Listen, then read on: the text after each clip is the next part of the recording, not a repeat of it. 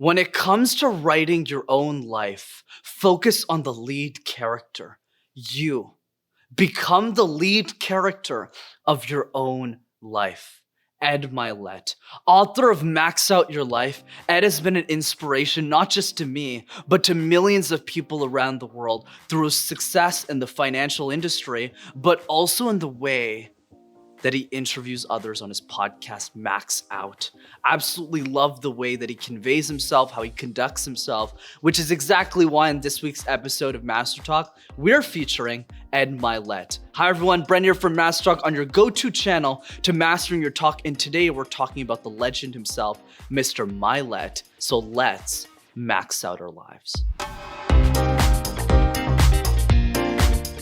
Number 1, summarize your ideas in one catchy phrase or slogan. Ed is a very talented speaker, but besides that, he's a master at personal branding and his ability to convey unique, simple ideas so that millions of people hear them. That's why his slogan is max out your life. Max out this, max out that. I don't really know anyone in the industry who's using max out as their slogan.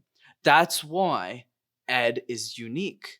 That's why the way that he conveys his ideas are unique. And the reason I bring that up is for 2 reasons. One, to say, hey, having a catchy slogan like one step closer to mastering your talk, see what I just did there? That really helps you to create brand awareness. But the other piece around catchy slogans is important as well. You can tie stories around that catchy slogan. I'll use Ed's as an example. The reason he always talks about maxing out your life and what that means to him is when he passes away and meets his creator, whatever you believe in. For him, his creator, when he introduces Ed to the person he was supposed to be in this world, he wants that person to be exactly identical to who he was and how he lived his life. That's what max out means to Ed.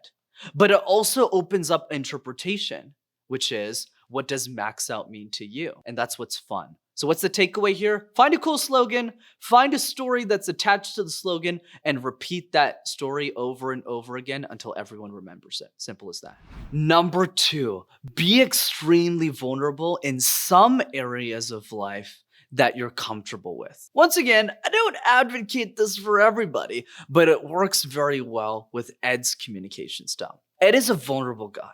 You ask him about his marriage, you ask him about his past, you ask him about his childhood, he will give you an answer that is not sugar-coated. He'll go into the depths of his soul. He'll talk about the disadvantaged kids that he grew up with and how they changed his life. He'll talk about the challenges in his marriage. He'll talk about how money doesn't solve everything in your life. And that openness creates vulnerability. And that vulnerability creates relatability for the people that are listening to his message.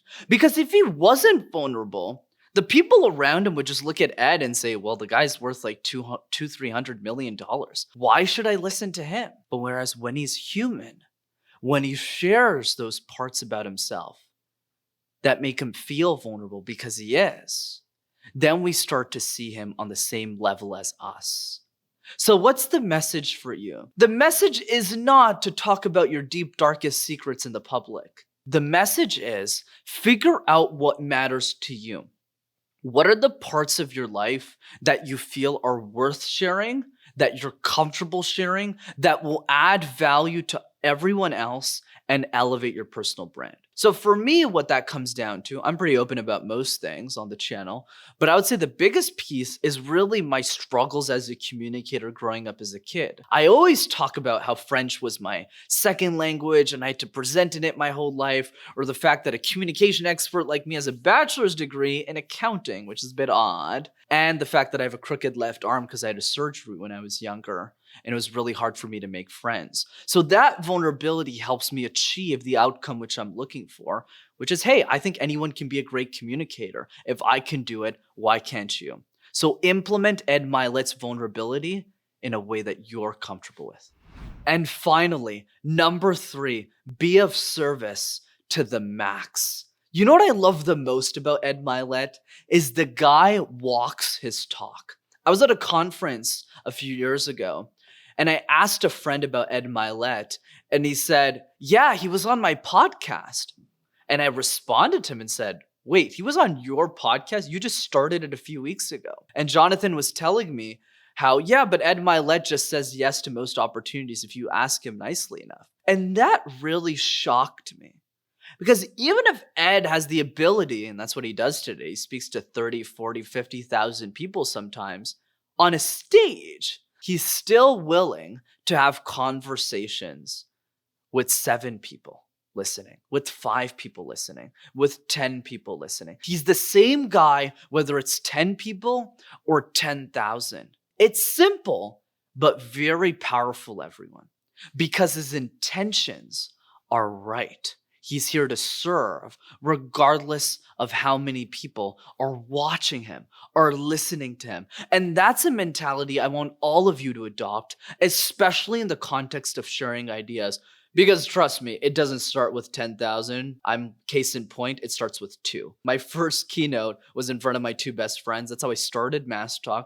Then 2 became 4, then 8, then 16. But if you really care about other people, and that's your genuine intention, you will eventually gravitate more people towards you. And there's a great quote on this by Ali Gadet that I'm happy to share. The quote is, if you help one person, the world will give you permission to help everyone else. So start with the first person that matters to you. When it comes to writing your life, focus on the lead character, you. You become the leading character of your own life.